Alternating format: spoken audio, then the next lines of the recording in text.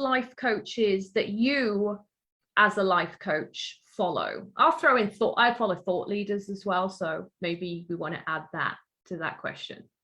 Raj Anderson.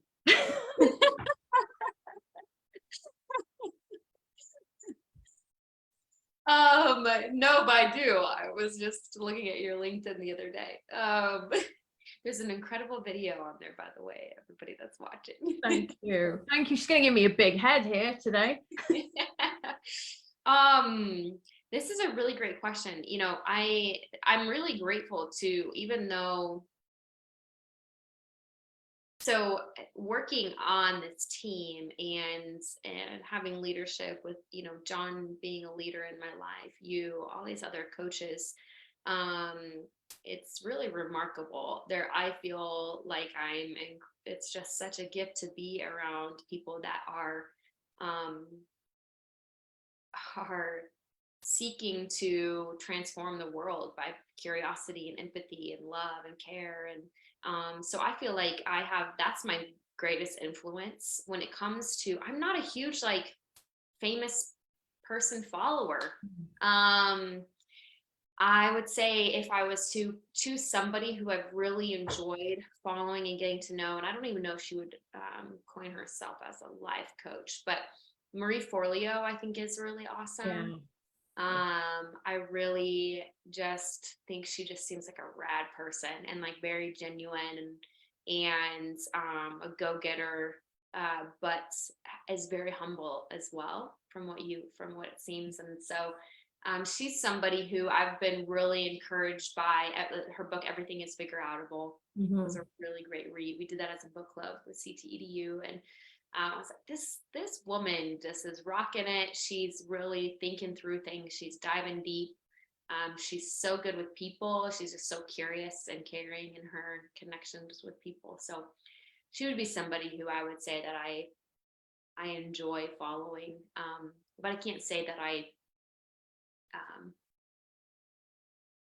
spend too much time on that, just because I'm surrounded by it all day long, and it's incredibly influential being just here. So what about you? I agree with you. I think everyone should check out you know, the podcasts and webinars and graduate stories. We've got some great leaders, haven't we, a part of Coach Training EDU. Oh my goodness, yeah. And John's so well read, and he always has brilliant insights as well. I like to gather thoughts and ideas. So as I said, I love to follow lots of thought leaders. I mean, if I'm thinking of life coaches specifically, for me, I want to be Marshall Goldsmith when I grow up. I absolutely adore Marshall Goldsmith. I follow him on LinkedIn. His books, John talks about them. What got you here won't get you there. His new ones just come out, Your Earned Life. And for me, he's like a real role model of, you know, what it is to be a great coach. So I've got Marshall Goldsmith. If anyone wants to check out Fred Kaufman, I think Fred Kaufman is brilliant too. And he's done a book on conscious business coaching. And I have never seen anyone do direct communication as wonderfully as Fred Kaufman. So I've learned so much from him as well. And for anyone who's a Spanish speaker, Fred is bilingual. So, you know, they can follow him in Spanish too. I also love Tony Robbins. He's not everyone's cup of tea, but he is mine. And I have seen him live do the inner critic live at a show in front of 10,000 people with one person.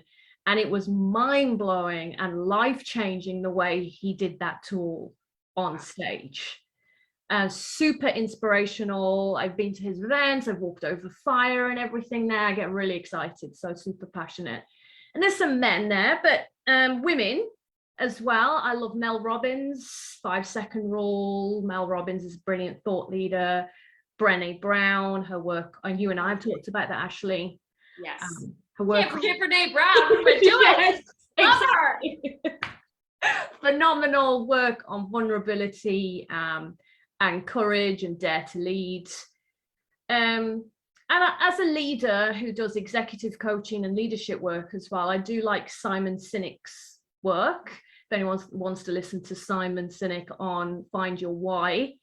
And then spiritually, I love to listen to, if anyone wants to check out Sadhguru, SADH Guru, just on his life philosophy, and he's so chill.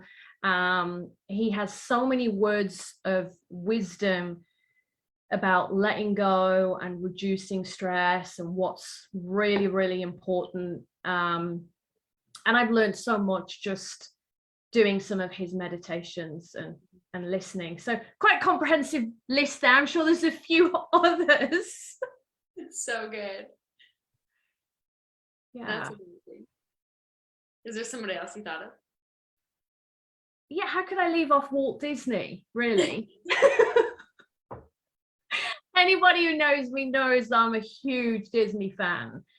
And I have a huge poster in front of me of Walt Disney and his 4 C's of leadership.